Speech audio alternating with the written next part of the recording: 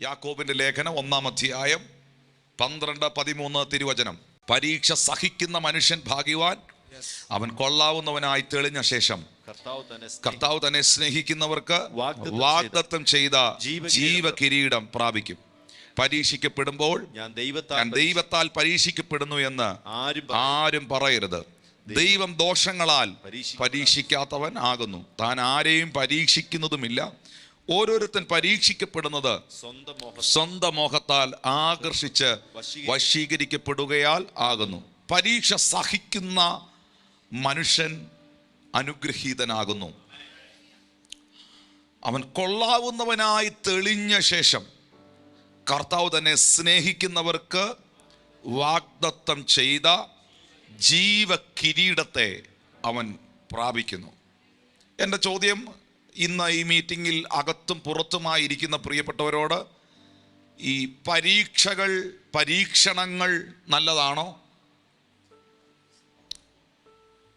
പരീക്ഷകളിലൂടെ exam ആകുമ്പം പേടിയുണ്ടോ? അധ്യാപകരോട് ചോദിക്കുന്നു, ഇവിടെ ഇരിക്കുന്നവരോട് ചോദിക്കുന്നു. പരീക്ഷ വരുമ്പോൾ എല്ലാവർക്കും ഒരു പേടിയുണ്ട്. പരീക്ഷ വരുമ്പോൾ എല്ലാവർക്കും ഒരു ടെൻഷനുണ്ട്. പരീക്ഷ വരുമ്പോൾ ഒരു ടെൻഷനും ഇല്ലാത്തത് ഒറ്റ ഒരാൾക്കേ ഉള്ളൂ. ഭാവിയെക്കുറിച്ച്, ജീവിതത്തെക്കുറിച്ച് യാതൊരു ബോധവും ഇല്ലാത്തവന് ഒരു ടെൻഷനും ഇല്ല. Praise God. പക്ഷെ ഭാവിയെക്കുറിച്ച്, ജീവിതത്തെക്കുറിച്ച്, നാളെക്കുറിച്ച് ഒരു ബോധ്യവും ഒരു കാഴ്ചപ്പാടും ഒരാഗ്രഹവും ജീവിക്കണമെന്നുള്ളൊരു താല്പര്യമൊക്കെ ഉള്ളവർക്ക് ഈ പരീക്ഷകൾ എപ്പോഴും ടെൻഷനാണ്. Praise God. ഇവിടെ വേദപുസ്തകം നമുക്ക് തരുന്ന ഒരു ഭയങ്കര ഉറപ്പ്, പരീക്ഷ സഹിക്കുന്ന മനുഷ്യൻ അനുഗ്രഹിക്കപ്പെട്ടവൻ എന്നാണ്. അവൻ കൊള്ളാവുന്നവനായി തെളിഞ്ഞ ശേഷം കർത്താവ് തന്നെ സ്നേഹിക്കുന്നവർക്കുള്ള വാഗ്ദത്തം ചെയ്ത കിരീടത്തെ അവൻ പ്രാപിക്കും എന്നതാണ്. ഒരു വാക്യം കൂടെ ഞാൻ വായിക്കാൻ ഇഷ്ടപ്പെടുന്നു. അത് 1 കൊരിന്ത്യർക്കെഴുതിയ ലേഖനം 10-ാം അധ്യായം 13-ാമത്തെ വാക്യമാണ്. മനുഷ്യർക്ക് നടപ്പല്ലാത്ത പരീക്ഷ നിങ്ങൾക്ക് നേരിട്ടിട്ടില്ല. ദൈവം വിശ്വസ്തൻ. നിങ്ങൾക്ക് കഴിയുന്നതിന് മീതെ പരീക്ഷ നേരിടാൻ സമ്മതിക്കാതെ നിങ്ങൾക്ക് സഹിക്കാൻ കഴിയേണ്ടതിന് പോക്കുവഴിയും ഉണ്ടാക്കും. മനുഷ്യർക്ക് നടപ്പല്ലാത്ത പരീക്ഷ നിങ്ങൾക്ക് നേരിട്ടിട്ടില്ല. നിങ്ങൾ പഠിക്കാത്ത, നിങ്ങൾ കേട്ടിട്ടില്ലാത്ത, നിങ്ങൾ അറ്റൻഡ് ചെയ്തിട്ടില്ലാത്ത ക്ലാസ്സിനകത്തെ ക്വസ്റ്റ്യൻ പേപ്പർ അല്ലാത്തത് നിങ്ങൾക്ക് വരത്തില്ല. 10-ാം ക്ലാസ്സിൽ പഠിച്ചവൻ മാത്രം 10-ാം ക്ലാസ്സിൻ്റെ പരീക്ഷ എഴുതിയാൽ മതി. ആരും മിണ്ടുന്നില്ല. 7-ാം ക്ലാസ്സിൽ പഠിക്കുന്നവന് 9-ാം ക്ലാസ്സിൻ്റെ പരീക്ഷ എഴുതണ്ട. 10-ാം ക്ലാസ്സിൽ പഠിക്കുന്നവൻ ഒരിക്കലും +2ൻ്റെ എക്സാം എഴുതണ്ട. നീ ഇപ്പോൾ ആയിരിക്കുന്ന ക്ലാസ്സിൽ നിനക്ക് ട്രെയിനിങ് കിട്ടിയതിനകത്തെ ക്വസ്റ്റ്യൻ പേപ്പർ മാത്രമേ നിന്റെ മുമ്പിൽ വരത്തുള്ളൂ. അതുകൊണ്ട് ദൈവം പറയുന്നു, നിങ്ങൾക്ക് നടപ്പല്ലാത്ത, നിങ്ങൾക്ക് കൈകാര്യം ചെയ്യാൻ മേലാത്ത ഒരു പരീക്ഷയും നിങ്ങൾക്ക് ഇതുവരെ നേരിട്ടിട്ടില്ല. ഇനി അവിടം കൊണ്ട് തീരുന്നില്ല. അടുത്ത വാക്ക് എനിക്ക് ഇംഗ്ലീഷിൽ എഴുതിയിരിക്കുന്നതാണ് കുറച്ചുകൂടെ പറയാൻ, നമ്മുടെ ഭാഷയിൽ പറഞ്ഞാൽ ഒരു പഞ്ചുള്ളത്. God is faithful. ദൈവം വിശ്വസ്തൻ. ഇന്ന് ഈ ശുശ്രൂഷയിൽ ഇതിനകത്തും പുറത്തും പങ്കെടുക്കുന്ന എത്ര ദൈവമക്കൾക്ക് പറയാൻ കഴിയും, ഞാൻ പലതിനെയും നേരിടുന്നുണ്ട്, പല പരീക്ഷകളിലൂടെ കടന്നു പോകുന്നുണ്ട്, പല പരീക്ഷണങ്ങളും ജീവിതത്തിൽ ഉണ്ടാകുന്നുണ്ട്. പക്ഷേ ഇതിൻ്റെ എല്ലാ മധ്യയിലും my God is faithful to me.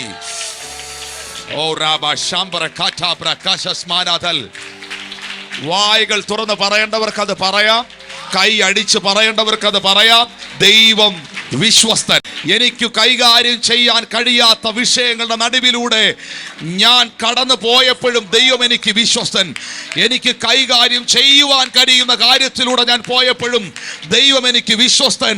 മനുഷ്യർ മുഴുവൻ എനിക്ക് എതിരായപ്പോഴും ദൈവം എനിക്ക് വിശ്വസ്തൻ. ലോകം മുഴുവൻ എതിര് നിന്നപ്പോഴും ദൈവം എനിക്ക് വിശ്വസ്തൻ.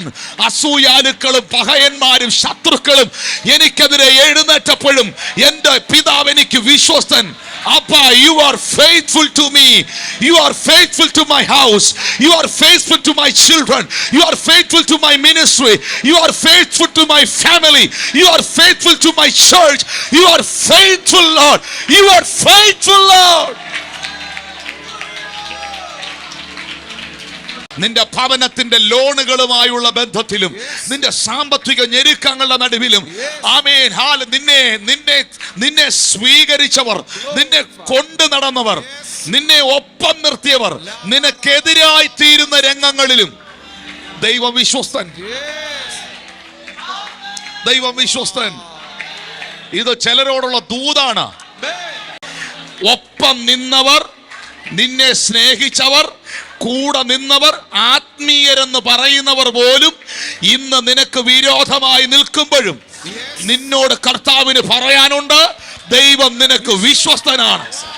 നിങ്ങൾക്ക് കഴിയുന്നതിന് മീതെ പരീക്ഷ നേരിടാൻ സമ്മതിക്കാതെ നിങ്ങൾക്കത് സഹിക്കാൻ കഴിയേണ്ടതിന് പരീക്ഷയോട് കൂടെ പോക്കുവഴി ഉണ്ടാക്കും. പോക്കുവഴി ഉണ്ടാക്കും. എന്തൊക്കെയോ കുരുങ്ങിക്കിടക്കുന്ന, എത്ര കൈകാര്യം ചെയ്യാൻ ശ്രമിച്ചിട്ടും അത് കൈകാര്യം ചെയ്യാൻ പറ്റാത്ത നിലകളിലുള്ള വിഷയങ്ങൾ കണ്ടിട്ട് വന്നിരിക്കുന്ന പ്രിയ കുടുംബത്തോട്, സഹോദരനോട്, സഹോദരിയോട് പരിശുദ്ധാത്മ പറയുന്നു, നിന്റെ മുമ്പിൽ പോക്കുവഴി ദൈവം ഉണ്ടാക്കും.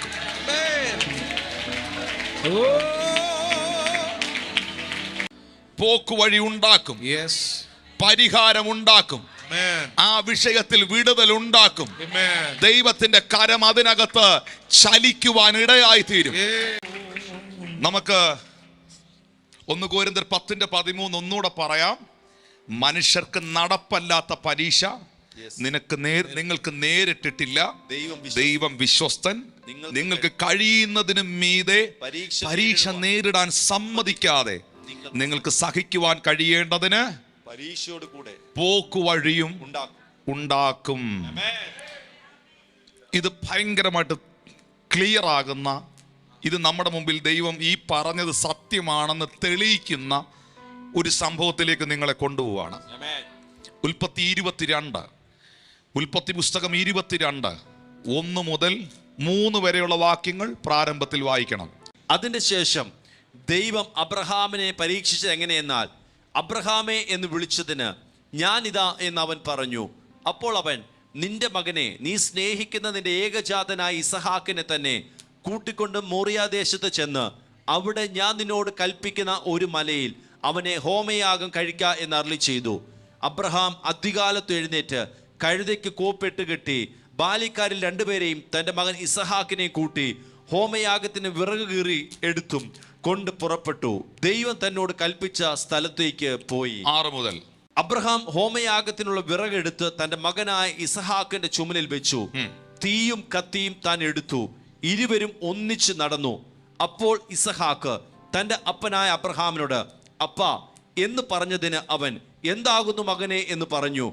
തീയും വിറകുമുണ്ട്, എന്നാൽ ഹോമയാഗത്തിന് ആട്ടിൻകുട്ടി എവിടെ എന്ന് അവൻ ചോദിച്ചു. ദൈവം തനിക്ക് ഹോമയാഗത്തിന് ഒരാട്ടിൻകുട്ടിയെ നോക്കിക്കൊള്ളൂ മകനെ എന്ന് അബ്രഹാം പറഞ്ഞു. അടുത്തിരിക്കുന്ന കൈ കൊടുത്ത് പറയുക, നിന്റെ കാര്യം ദൈവം നോക്കിക്കോളും. ഹല്ലേലൂയ. പരീക്ഷ, മനുഷ്യർക്ക് നടപ്പല്ലാത്ത പരീക്ഷ നിങ്ങൾക്ക് നേരിട്ടിട്ടില്ല. ദൈവം വിശ്വസ്തൻ. നിങ്ങൾക്ക് കഴിയുന്നതിന് മീതെ പരീക്ഷ നേരിടാൻ സമ്മതിക്കാതെ നിങ്ങൾക്ക് സഹിക്കാൻ കഴിയേണ്ടതിന് പോക്കുവഴി ഉണ്ടാക്കുമെന്നുള്ളതിൻ്റെ ഒന്നാമത്തെ തെളിവാണ് ഇപ്പോൾ വായിച്ച്. ഇപ്പോൾ ഈ പരീക്ഷ എഴുതുന്ന ആളുടെ പേര്, എക്സാമിനേഷൻ്റെ ഹോൾ ടിക്കറ്റ് കിട്ടിയിരിക്കുന്ന ആളുടെ പേര് അബ്രഹാം എന്നാണ്. ജീവിതത്തിൽ ഏതെങ്കിലും ഒരു പരീക്ഷ ദൈവം നിങ്ങളെ കൊണ്ട് എഴുതിപ്പിക്കുമ്പം പ്രത്യേക ശ്രദ്ധയ്ക്ക്, നിങ്ങൾ ആ പരീക്ഷ എഴുതാൻ തയ്യാറായില്ലെങ്കിൽ നിങ്ങൾക്ക് വീണ്ടും ആ ക്ലാസ്സിൽ തുടരേണ്ടി വരും. ആരും മിണ്ടുന്നില്ല. പഴയ ക്ലാസ്സിൽ തന്നെ വീണ്ടും തുടരേണ്ടി വരും. പഴയ ക്വസ്റ്റ്യൻ പേപ്പർ തന്നെ വീണ്ടും വന്നുകൊണ്ടിരിക്കും. ഈ പലതിലും ജയിക്കാൻ പറ്റാത്തവരുണ്ട്, ഇതിനകത്ത് തോറ്റു കിടക്കുന്നവരുണ്ട്. അതേ ക്വസ്റ്റ്യൻ പേപ്പർ തന്നെ അവർ പിന്നെ എഴുതിക്കൊണ്ടിരിക്കുക. എന്ന് ആ ക്വസ്റ്റ്യൻ പേപ്പർ നീ എഴുതി അങ്ങ് ജയിക്കുന്നോ, പിന്നെ നിന്റെ മുമ്പിൽ ആ ക്വസ്റ്റ്യൻ പേപ്പർ ഇല്ല. 10ാം ക്ലാസ്സിൽ ഇരുന്ന് പരീക്ഷ എഴുതുന്നവന്റെ മുമ്പിൽ 8ാം ക്ലാസ്സുകാരന്റെ ചോദ്യപേപ്പർ ഇല്ല. കാരണം അവൻ അത് കഴിഞ്ഞേച്ചാ കയറി വന്നേ. ഹല്ലേലൂയ. അബ്രഹാമിന്റെ മുമ്പിൽ ദൈവം ഇട്ടത് മറ്റാരുടെയും മുൻപിൽ ഇടാത്ത ഒരു ക്വസ്റ്റ്യൻ പേപ്പറാണ്. താൻ ഏറ്റവും സ്നേഹിക്കുന്ന തൻ്റെ മകനെ യാഗം കഴിക്കുവാൻ 25 വർഷം കാത്തിരുന്ന് ലഭിച്ച പുത്രനാണ്. 75ാമത്തെ വയസ്സിൽ കേട്ട വാഗ്ദത്തമാണ് 100ാമത്തെ വയസ്സിൽ സാധ്യമായി തീരുന്നത്. പ്രിയപ്പെട്ടവരെ, 75 വർഷത്തോളം കാത്തിരുന്ന് ലഭിച്ച ഈ അനുഗ്രഹത്തെ, ഈ നന്മയെ അബ്രഹാമിന് നഷ്ടപ്പെടാൻ പോവുകയാണ്. താൻ ഓമനിച്ച് വളർത്തിയ മകനാണ്, തൻ്റെ ഏറ്റവും സ്നേഹനിധിയായ പുത്രനാണ്, വാഗ്ദത്ത സന്തതിയാണ്.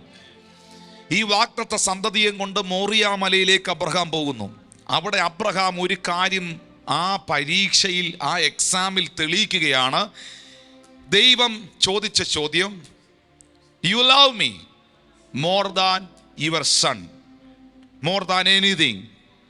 യു ലവ് മീ, നീ എന്നെ സ്നേഹിക്കുന്നുണ്ടോ?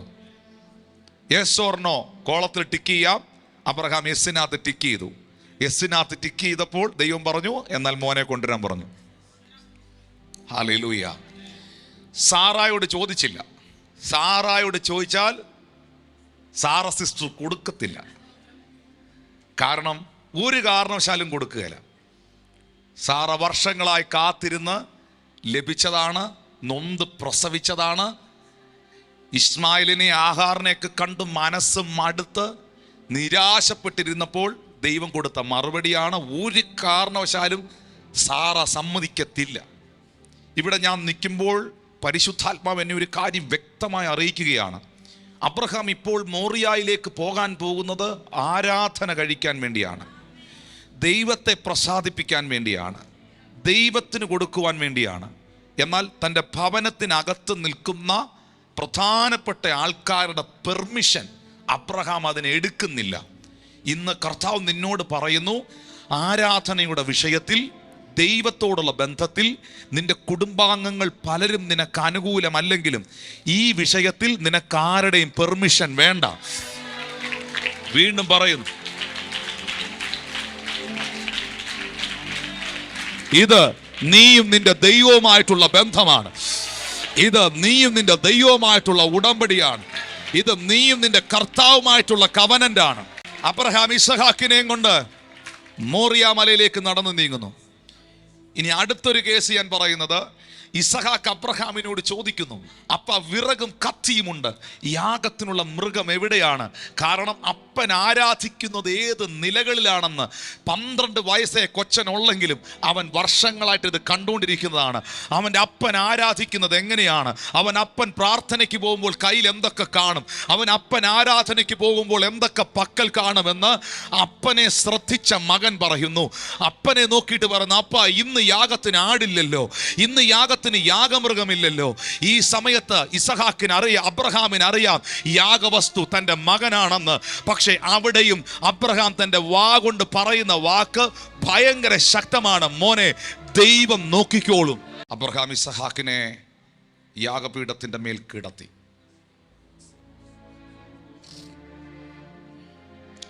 തൻ്റെ അരയിൽ നിന്ന് കത്തി ഊരി മകന്റെ മാറ് പിളർന്ന് ദൈവത്തിനൊരു യാഗമാക്കുവാൻ അബ്രഹാം തീരുമാനിച്ചു.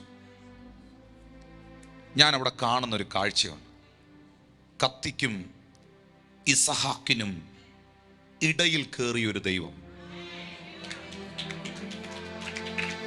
ഞാൻ വീണ്ടും ചില പ്രസംഗങ്ങളിൽ നിങ്ങൾ അത് കേട്ട് കാണാം. പക്ഷെ മറ്റൊരു കാര്യം അതിൽ നിന്ന് ദൈവം എന്നോട് പറയുകയാണ്, ഈ സമയം എന്ന് പറയുന്ന കാര്യം ഭയങ്കര ഇമ്പോർട്ടൻ്റ് ആണ്. ഒരു 2 സെക്കൻഡ് കൂടെ വൈകിയാൽ ഈ കത്തി അവൻ്റെ അകത്ത് കയറും. 2 സെക്കൻഡ്. ഇത് ഊങ്ങുന്നതും കുത്തുന്നതിൻ്റെ ഇടയിൽ വിത്തിൻ 3 സെക്കൻഡ് ഓർ 4 സെക്കൻഡേ ഉള്ളൂ. അത്രയില്ല. 1, 2, 3 എന്ന് പറയുന്ന സമയമേ ഉള്ളൂ. കത്തി ഊങ്ങി ഊക്കിൽ എന്നാലേ മാറ് പിളർന്ന് യാഗമാക്കാൻ പറ്റുള്ളൂ. ഇസഹാക്കിനെ യാഗമാക്കാൻ, കാരണം അബ്രഹാം അങ്ങനെ ഒത്തിരി ആടിനെയൊക്കെ പിളർന്ന ആളാ.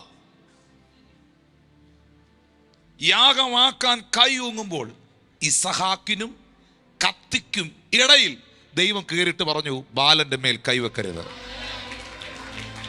ഇവിടെ ഒരു പ്രൊഫറ്റിക്കൽ വേർഡ് കയറി വരുന്നു. ടൈമിംഗ് തെറ്റുന്നില്ല. നിന്നോട് കർത്താവ് പറയുന്നു സമയം കഴിഞ്ഞു പോയി എന്നും നീ പറയുമ്പോൾ ദൈവം പറയുന്നു സമയം കഴിഞ്ഞിട്ടില്ല, എൻ്റെ സമയം വരികയാണ്, എൻ്റെ സമയം വരികയാണ്, എൻ്റെ സമയം വരികയാണ്. നിന്നോടുള്ള ബന്ധത്തിൽ എൻ്റെ സമയം വരികയാണ്, നിന്നോടുള്ള ബന്ധത്തിൽ എൻ്റെ സമയം വരികയാണ്. പ്രിയപ്പെട്ടവരെ, വിശുദ്ധ ബൈബിൾ പറയുന്നു ടൈമിംഗ് തെറ്റാതെ, ടൈമിംഗ് തെറ്റാതെ ദൈവം കത്തിക്കും ഇസഹാക്കിനും ഇടയിൽ കയറി പറയുകയാണ്, ബാലന്റെ മേളിൽ നീ കൈവെക്കരുത്. Oh Jesus. അബ്രഹാം തിരിഞ്ഞു നോക്കുമ്പോൾ മുൾപടർപ്പിൽ കുരുങ്ങിക്കിടക്കുന്ന ഒരു ആട്ടുകൊറ്റനെ അബ്രഹാം കാണുകയാണ്. ആ പരീക്ഷ അബ്രഹാം എഴുതി പാസ്സായപ്പോൾ അബ്രഹാമിന് കിട്ടിയ ഡോക്ടറേറ്റ് ആണ് വിശ്വാസികളുടെ പിതാവ്. വിശ്വാസികളുടെ പിതാവ്. നിങ്ങൾക്ക് നടപ്പില്ലാത്ത പരീക്ഷ നേരിടുവാൻ ദൈവം അനുവദിക്കുകയില്ല. ദൈവം വിശ്വസ്തൻ. പരീക്ഷയോടുകൂടെ അവൻ പോക്കുവഴിയും ഉണ്ടാക്കും. ഇപ്പം നമ്മൾ ചോദിക്കുന്നൊരു ചോദ്യമുണ്ട്, എന്തുകൊണ്ടാണ്, എന്തിനായിട്ടായിരിക്കും ഇതൊക്കെ ദൈവം നമ്മുടെ ജീവിതത്തിൽ അനുവദിക്കുന്നത്? ഈ പരീക്ഷകൾ ദൈവം എന്തിനാ അനുവദിക്കുന്നത്? അതിനകത്ത് എന്തെങ്കിലും പർപ്പസ് ഉണ്ടോ, എന്തെങ്കിലും പരിപാടി ഉണ്ടോ ദൈവത്തിന്? എനിക്ക് 10 കാര്യങ്ങൾ പറയാനുണ്ട്. ഒറ്റ കാര്യം പറഞ്ഞ് പ്രാർത്ഥിക്കാം. ഹോശേയയുടെ പ്രവചന പുസ്തകം 6-ാം അധ്യായം 1, 2, 3 വാക്യം. വരുവീൻ, നാം യഹോവയുടെ അടുക്കലേക്ക് ചെല്ലുക. അവൻ നമ്മെ കടിച്ചു കീറിയിരിക്കുന്നു, അവൻ സൗഖ്യമാക്കും. അവൻ നമ്മെ അടിച്ചിരിക്കുന്നു, അവൻ മുറിവ് കെട്ടും. 2 ദിവസം കഴിഞ്ഞിട്ട് അവൻ നമ്മെ ജീവിപ്പിക്കും. 3-ാം ദിവസം അവൻ നമ്മെ എഴുന്നേൽപ്പിക്കും. നാം അവന്റെ മുമ്പാകെ ജീവിക്കുകയും ചെയ്യും. നാം അറിഞ്ഞുകൊള്ളുക, യഹോവയെ അറിയുവാൻ നാം ഉത്സാഹിക്ക. അവന്റെ ഉദയം പ്രഭാതം പോലെ നിശ്ചയമുള്ളത്. അവൻ മഴ പോലെ, ഭൂമിയെ നനയ്ക്കുന്ന പിന്മഴ പോലെ തന്നെ നമ്മുടെ അടുക്കൽ വരും. വരുവിൻ, നാം യഹോവയുടെ അടുക്കലേക്ക് ചെല്ലുക. ഇതാരാ ചെയ്യേണ്ടിയേ? പറഞ്ഞത് ഞാനാ ചെയ്യേണ്ടിയേ. അവൻ നമ്മെ കടിച്ചു കീറിയിരിക്കുന്നു. പ്രവാചകൻ ആത്മാവി കാണുക, എന്നാൽ അവൻ നമ്മെ സൗഖ്യമാക്കും. ഇനി ഞാൻ അതിനകത്ത് ഓരോരോ വാക്കുകൾ പറയുകയാണേ. നമ്മൾ ചെയ്യേണ്ട പാർട്ട് എന്നാ? ഈ മുറിവുമായിട്ട്, ഈ വേദനയുമായിട്ട് ആരടുക്കലേക്ക് വരിക? കർത്താവിൻ്റെ അടുക്കലേക്ക് വരിക. അങ്ങനൊരു സ്റ്റെപ്പ് നിങ്ങൾ എടുക്കണം. ഏത് സാഹചര്യമാണെങ്കിലും, ഏത് പ്രതിസന്ധി ആണെങ്കിലും എൻ്റെ വിഷയത്തിൻ്റെ പരിഹാരം എൻ്റെ ദൈവത്തിൻ്റെ സന്നിധിയിലുണ്ട് എന്ന ഉറപ്പ് നിങ്ങൾക്കുണ്ടാകണം. യഹോവയുടെ അടുക്കലേക്ക് വരിക. ഇനി 7 കാര്യങ്ങൾ ഞാൻ പറയാം. അത് 7 ആ വാക്യങ്ങളിൽ 1, 2, 3 വാക്യങ്ങളിൽ ഉണ്ടോ എന്ന് നിങ്ങൾ നോക്കിക്കോണം. 1, അവൻ സൗഖ്യമാക്കും. 2, അവൻ മുറിവ് കെട്ടും. 3, അവൻ നമ്മെ ജീവിപ്പിക്കും. 4, അവൻ നമ്മെ എഴുന്നേൽപ്പിക്കും. 5, അവൻ്റെ മുൻപാകെ നാം ജീവിക്കും. 6, അവൻ മഴ പോലെ, ഭൂമിയെ നനയ്ക്കുന്ന മഴ പോലെ നമ്മെ നനയ്ക്കും. 7, പിന്മഴ പോലെ നമ്മുടെ അടുക്കൽ വരും. 7 കാര്യങ്ങൾ കണ്ടോ? ഈ 7 കാര്യം ഞാനാണോ ചെയ്ത? ദൈവമാണോ? അവൻ സൗഖ്യമാക്കും, അവൻ മുറിവ് കെട്ടും, അവൻ ജീവിപ്പിക്കും, അവൻ നമ്മെ എഴുന്നേൽപ്പിക്കും, അവൻ്റെ മുൻഭാഗം നാം ജീവിക്കും. അവൻ മഴ പോലെ എന്നെ നനയ്ക്കും, പിന്മഴ പോലെ എൻ്റെ അടുക്കൽ വരും. ഈ 7 കാര്യങ്ങൾ ആരാ ചെയ്തേ? ദൈവം. ഞാൻ എന്നതാ ചെയ്തേ? ഇതാ നമ്മൾ ചിലരൊക്കെ പറയത്തില്ല, ഞാൻ ഒരു സ്റ്റെപ്പ് വെച്ചാൽ എൻ്റെ ദൈവം എനിക്ക് വേണ്ടി 7 സ്റ്റെപ്പ് വയ്ക്കുമെന്ന്. ഒന്ന് കൈയടിച്ച് കർത്താവിന്, ഞാൻ ഒരു സ്റ്റെപ്പ് വെച്ചാൽ എൻ്റെ കർത്താവ് എനിക്ക് വേണ്ടി 7 സ്റ്റെപ്പ് വയ്ക്കും. ഞാൻ ഒരു ചുവട് വെച്ചാൽ എൻ്റെ ദൈവത്തെ അറിയാൻ, എൻ്റെ കർത്താവിന് വേണ്ടി ജീവിക്കാൻ ഞാൻ ഒരു ചുവട് വെച്ചാൽ എൻ്റെ കർത്താവ് എനിക്ക് വേണ്ടി 7 ചുവടുകൾ വയ്ക്കും. പ്രിയപ്പെട്ടവരെ, ഒറ്റ കാര്യത്തിന് വേണ്ടിയാണ് ഈ കടിച്ചു കീറിയത്, ഒറ്റ കാര്യത്തിന് വേണ്ടിയാണ് ഈ മുറിവേറ്റത്, മറ്റൊന്നിനുമല്ല. നിങ്ങൾ അവനിലേക്ക് തിരിയാൻ വേണ്ടിയിട്ടാണ്. എല്ലാ പ്രതികൂലങ്ങളും പ്രതിസന്ധികളും ദൈവത്തിലേക്ക് തിരിയാനുള്ള ഒരു വിളിയാണ്. അതിനെ കറക്റ്റ് സമയത്ത് ഉപയോഗിച്ചോണം. പരാതിയും പറഞ്ഞ്, പരിഭവം പറഞ്ഞ്, നാട്ടുകാരെ ചീത്തയും പറഞ്ഞ്, വഴക്കുണ്ടാക്കി എൻ്റെ വിധിയാണല്ലോ എന്ന് കരുതി ആശ്വസിച്ച് ശപിച്ച് പ്രാഗിപ്പോകാനല്ല. ജീവിതത്തിൽ വെളിപ്പെടുന്ന ഓരോ പ്രതിസന്ധികളും, ഓരോ ട്രയൽസും, ഓരോ ട്രബിൾസും എനിക്ക് ദൈവത്തിലേക്ക് തിരിയാനുള്ള ഒരു സിഗ്നലാണ്. U understand me? നീ ദൈവത്തിലേക്ക് തിരിയുക, അവൻ നിന്നെ സൗഖ്യമാക്കും. ഇന്ന് വിടിരിക്കുന്ന കുടുംബങ്ങളോട് കർത്താവ് പറയുന്നു, നീ എന്തിനെയൊക്കെ ഫേസ് ചെയ്യുന്നുണ്ടെങ്കിലും ഈ ദീനം മരണത്തിനായിട്ടല്ല. യേശു പറയുന്നത് ദൈവപുത്രൻ മഹത്വപ്പെടേണ്ടതിനാ. നമ്മൾ ഈ റോഡിൽ ഞാൻ ഇങ്ങനെയുള്ള ഉദാഹരണങ്ങളൊന്നും പറയുന്ന ആളല്ല, എപ്പോഴും കാണുന്ന ആളല്ല. ഞാൻ വെളിപ്പാട് കണ്ടുകൊണ്ട് പറയുക. നമ്മൾ ഈ റോഡിൻ്റെയൊക്കെ കുഴികൾക്കകത്തെ ചെളിവെള്ളം ഇങ്ങനെ കെട്ടിക്കിടക്കുന്ന, മഴ പെയ്ത് ഇങ്ങനെ ചെളിവെള്ളം മുഴുവൻ അഴുക്ക്, നമ്മളൊക്കെ കാലെടുത്ത് വയ്ക്കാൻ അറയ്ക്കും. പക്ഷെ ആ ചെളിവെള്ളത്തെ ഒന്ന് തൊടാതിരുന്നാൽ, ഒരു ദിവസം ആ വെള്ളത്തിനൊരു റെസ്റ്റ് കൊടുത്താൽ, അനക്കാതിരുന്നാൽ, ഒരു ദിവസം കഴിഞ്ഞ് നിങ്ങൾ വന്നൊന്ന് നോക്കിയാൽ അതിൻ്റെ മുകളിൽ ഇങ്ങനെ തെളിനീര് നിൽക്കുന്ന കാണാം, ചെളി താഴെ പോകുന്ന കാണാം. ചെളിവെള്ളത്തിനകത്തും ചേറ്റുവെള്ളത്തിനകത്തും ഒരു നീരുണ്ട്. ഇതിങ്ങനെ കലങ്ങി നിൽക്കുമ്പം കാണുകയില്ല. You understand me? റിലാക്സ്. ദൈവത്തിൻ്റെ സന്നിധിയിൽ നീ ഒന്ന് റിലാക്സ് ആയേ. I am prophesying over U.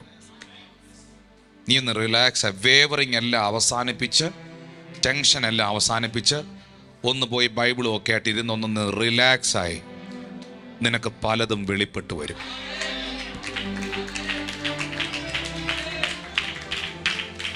കർത്താവ് നിന്നോട് പലതും പറയും. ആ കറക്റ്റ് തെളിനീരിനെ മേളിൽ കൊണ്ടുവരും. അതുമായിട്ടുള്ള ബന്ധത്തിൽ നീ ഒന്ന് ഡീൽ ചെയ്യാൻ തുടങ്ങി, അത്ഭുതം നടക്കുന്നത് കാണാൻ തുടങ്ങി. ചേർന്നൊരു ഹല്ലേലൂയ പറഞ്ഞ്, ഇത് കർത്താവ് നിങ്ങളോട് പറയുന്ന ഒരു ആലോചനയാണ്. Do not wavering, relax. ശാന്തമാക.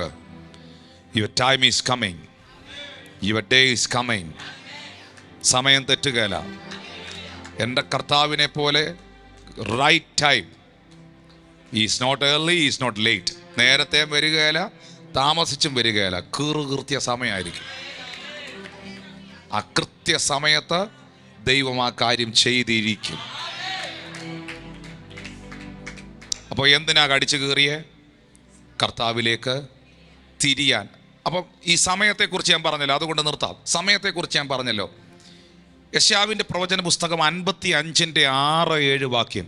യഹോവയെ കണ്ടെത്താവുന്ന സമയത്ത് അവനെ അന്വേഷിപ്പീൻ, അവൻ അടുത്തിരിക്കുമ്പോൾ അവനെ വിളിച്ചപേക്ഷിപ്പീൻ. അങ്ങനൊരു സമയം എല്ലാവർക്കും ദൈവം തരും. ദുഷ്ടൻ തൻ്റെ വഴിയെയും നീതി കെട്ടവൻ തൻ്റെ വിചാരങ്ങളെ ഉപേക്ഷിച്ച് യഹോവയിലേക്ക് തിരിയട്ടെ. യെശയ്യാ 55:6-7. ദുഷ്ടൻ തൻ്റെ വഴിയും നീതി കെട്ടവൻ തൻ്റെ വിചാരങ്ങളെ ഉപേക്ഷിച്ച് യഹോവയിലേക്ക് തിരിയട്ടെ, അവൻ അവനോട് കരുണ കാണിക്കും. നമ്മുടെ ദൈവത്തിലേക്ക് തിരിയട്ടെ, അവൻ ധാരാളം ക്ഷമിക്കും. അടുത്തിരിക്കുന്ന കൈ കൊടുത്ത് പറയുക, ദൈവത്തിലേക്ക് തിരിയുക. പ്രശ്നങ്ങളിലേക്ക് ഇങ്ങനെ തിരിഞ്ഞിരിക്കാതെ, അതിനെ നോക്കി ഇങ്ങനെ ടെൻഷൻ അടിച്ചിരിക്കാതെ, ഒന്ന് ഓടി വന്നേ കർത്താവിൻ്റെ സന്നിധിയിലേക്ക്. ദൈവത്തിലേക്ക് തിരിയുക. കർത്താവിലേക്ക് നിങ്ങൾ ദുഷ്ടത വിട്ട് നിങ്ങളുടെ വിചാരങ്ങളെ ഉപേക്ഷിച്ച് കർത്താവിലേക്ക് തിരിഞ്ഞാൽ അവൻ നിങ്ങളോട് കരുണ കാണിക്കും. അവൻ നിങ്ങളോട് ധാരാളം ക്ഷമിക്കും. ഇളയ മകൻ മുടിയനായ പുത്രൻ പന്നിക്കൂട്ടിൽ ഇരുന്നു കൊണ്ടൊരു തീരുമാനമെടുത്തു, ഞാൻ എൻ്റെ അപ്പൻ്റെ വീട്ടിലോട്ട് പോവും, ഞാൻ ദൈവത്തിലേക്ക് തിരിയും. ശരിക്കും ആ ഒരു തീരുമാനം ഇന്നിവിടെ ആരൊക്കെ എടുക്കുമോ? എൻ്റെ പാപ വഴികളെ വിട്ട്, ഞാനിപ്പോൾ പോകുന്ന ഈ സാഹചര്യങ്ങളെ വിട്ട്, ഈ സത്യവചനത്തിന് വേണ്ടി എൻ്റെ ജീവിതം ഞാൻ സമർപ്പിച്ച് ഞാൻ എൻ്റെ കർത്താവിലേക്ക് തിരിയാൻ പോവാം, എൻ്റെ സ്രഷ്ടാവിലേക്ക് തിരിയാൻ പോവാം. ഈ ഒരൊറ്റ തീരുമാനം മതി നിങ്ങളുടെ ജീവിതത്തിൽ 7 അത്ഭുതങ്ങൾ നടക്കാൻ. ഒന്ന് കൈയടിച്ച് 7 അത്ഭുതം. ഒരത്ഭുതമല്ല, 7 അത്ഭുതം.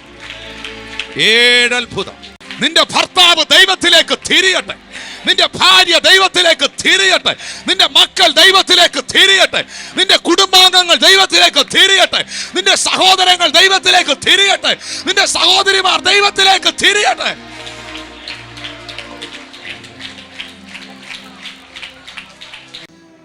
ആവർത്തന പുസ്തകം എല്ലാവരും എടുക്കണ്ട, ജിജി പാസ് എടുക്കും, ഈ സ്ലൈഡിൽ കാണാൻ പറ്റും. ആവർത്തന പുസ്തകം 32-ാം അധ്യായം. പാസ്റ്റർ അതിന്റെ 10-11 വാക്യങ്ങളൊന്ന് വായിച്ചു. താൻ അവനെ മരുഭൂമിയിലും ഓളി കേൾക്കുന്ന ശൂന്യപ്രദേശത്തിലും കണ്ടു.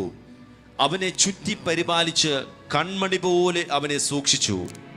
കഴുകൻ തന്റെ കൂടനക്കി കുഞ്ഞുങ്ങൾക്ക് മീതെ പറക്കും പോലെ താൻ ചിറകു വിരിച്ച് അവനെ എടുത്ത് തന്റെ ചിറകന്മേൽ അവനെ വഹിച്ചു. എന്തിനാണ് പരീക്ഷ? കഴുകൻ തന്റെ കൂടനക്കി കുഞ്ഞുങ്ങൾക്ക് മീതെ പറക്കും പോലെ. ഞാൻ ആ രംഗം കണ്ണു തുറന്നെന്നെ നോക്കിയ പെട്ടെന്നൊന്ന് പഠിപ്പിക്കാം. 5 മിനിറ്റിനകത്ത് പ്രാർത്ഥിക്കാം. കഴുകൻ ഈ കുഞ്ഞുങ്ങളെ മുട്ടയിട്ട് വിരിയിച്ചെടുക്കുന്ന പ്രതലം എന്ന് പറയുന്നത് പരുക്കൻ പ്രതലമാണ്, സോഫ്റ്റായിട്ടുള്ള പ്രതലമല്ല. ഒന്നെങ്കിൽ ഏറ്റവും പാറയുടെ മുകൾ വശം, അല്ലെങ്കിൽ ഏറ്റവും ഉയരമുള്ള ഏറ്റവും കട്ടിയുള്ള വൃക്ഷം, ഏറ്റവും ടോപ്പ്. എപ്പോഴും ഉയരമേ എടുക്കുള്ളൂ. അതിനകത്ത് കൊണ്ടുവയ്ക്കുന്ന സാധനം പ്രാവ് കൊണ്ടുവയ്ക്കുന്ന, കുരുവി കൊണ്ടുവയ്ക്കുന്ന സാധനമല്ല, വലിയ കമ്പ്, ചുള്ളി, ഭയങ്കര പരുക്കൻ പ്രതലമായിരിക്കും. കുഞ്ഞുനാൾ മുതലേ ഇതിൻ്റെ മാംസത്തിനകത്തൊക്കെ ഇത് കൊണ്ടാണ് ഇത് വളരുന്നത്. ഇത് പറക്കാൻ പരുവമായി എന്ന് ഈ കഴുകന് മനസ്സിലാകുമ്പോൾ കഴുകൻ എന്നാ ചെയ്യുന്നതെന്നറിയോ? ഇതിനെ കൊത്തിപ്പൊക്കും, എന്നിട്ട് ഇങ്ങനെ ചിറകടിച്ച് മുകളിലോട്ട് കയറും, എന്നിട്ട് അങ്ങ് വീടും.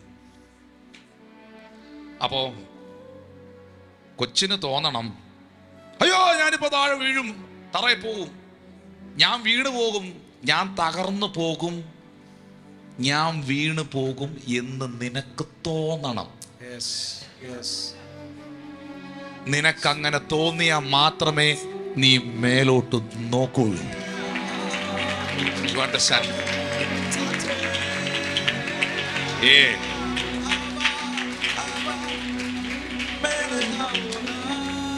നിനക്കങ്ങനെ ഒരു ഫീല് കിട്ടിയില്ല എന്നുണ്ടെങ്കിൽ നീ ഒരിക്കലും ഇതിനെ ആശ്രയിക്കുകയില്ല. നിനക്കങ്ങനെ ഒരു ഫീല് കിട്ടിയില്ല എന്നുണ്ടെങ്കിൽ നീ മൈൻഡ് പോലും ചെയ്യില്ല. നീ പറന്ന് നിന്റെ വഴിക്ക് പോകും. നീ അങ്ങനെ പറന്ന് നിന്റെ വഴിക്ക് പോകണ്ട. നിന്റെ സ്രഷ്ടാവ് മേളി നിപ്പുണ്ട്. ഇതാരോടുള്ള ദൂത. നീ ഭയങ്കര മിടുക്കനായിരിക്കും, നീ ഭയങ്കര ശക്തനായിരിക്കും, അങ്ങനൊന്നും നിനക്ക് പോകാൻ പറ്റുകയില്ല. എന്നിൽ ആശ്രയിക്കാതെ നിനക്ക് പറക്കാൻ കഴിയുകയില്ല. കുഞ്ഞിന് തോന്നണം വീഴുവെന്ന്, തീർന്നെന്ന് തോന്നണം. ആ ഫീല് നിനക്ക് വരണം. എന്നെ സഹായിക്കാൻ ആരും ഇല്ലെന്ന് നിനക്ക് തോന്നണം. എല്ലാം കഴിയുവാണെന്നുള്ള ചിന്ത നിന്റെ അകത്ത് വരണം. അങ്ങനെ വന്നാൽ മാത്രമേ ഈ ചിറകിന്റെ കരുത്തെന്താണെന്ന് നീ അറിയുള്ളൂ.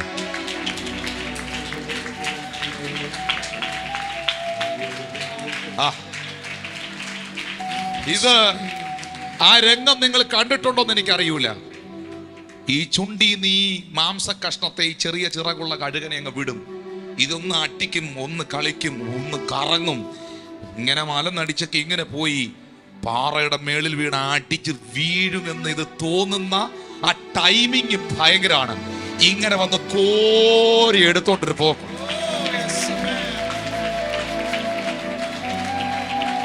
എത്ര പേര് ആ ടൈമിങ് ജീവിതത്തിൽ കണ്ടിട്ടുണ്ട്? എത്ര പേര് ആ ടൈമിങ് ജീവിതത്തിൽ കണ്ടിട്ടുണ്ട്? ഇതിനകത്തിരിക്കുന്ന എത്ര പേര് ആ ടൈമിങ് ജീവിതത്തിൽ കണ്ടിട്ടുണ്ട്? പരിശുദ്ധാത്മ പറയുന്നു, നിന്നെ പലപ്പോഴും ദൈവം ആ ടൈമിങ് കാണിച്ചിട്ടുണ്ട്. എല്ലാം നിന്റെ കയ്യിൽ നിന്ന് പോയി, എല്ലാം കൈവിട്ടു പോയി എന്ന ഫീല് നിനക്ക് വരണം. പക്ഷെ ഒന്നും നിന്റെ കയ്യിൽ നിന്ന് പോകാൻ സമ്മതിക്കുകയില്ല. കർത്താവ് പറയുന്നു, ആ ടൈമിങ്, കഴുകന്റെ ടൈമിങ്. കഴുകൻ തന്റെ കുഞ്ഞിനെ അനക്കി മീതെ പറക്കാൻ ചിറക് വിരിച്ച് അതിനെ എടുത്ത് ചിറകിന്റെ മേൽ വഹിക്കുന്നത് പോലെ സ്വർഗത്തിലെ അപ്പ നിനക്ക് മീതെ നിൽക്കുകയാണ്. സ്വർഗത്തിലെ അപ്പ നിനക്ക് മീതെ നിൽക്കുകയാണ്. നീ പരാജയമാകാൻ ദൈവം അനുവദിക്കത്തില്ല. നിന്റെ വീഴ്ച ആഘോഷിക്കാൻ ആരെയും ദൈവം അനുവദിക്കും.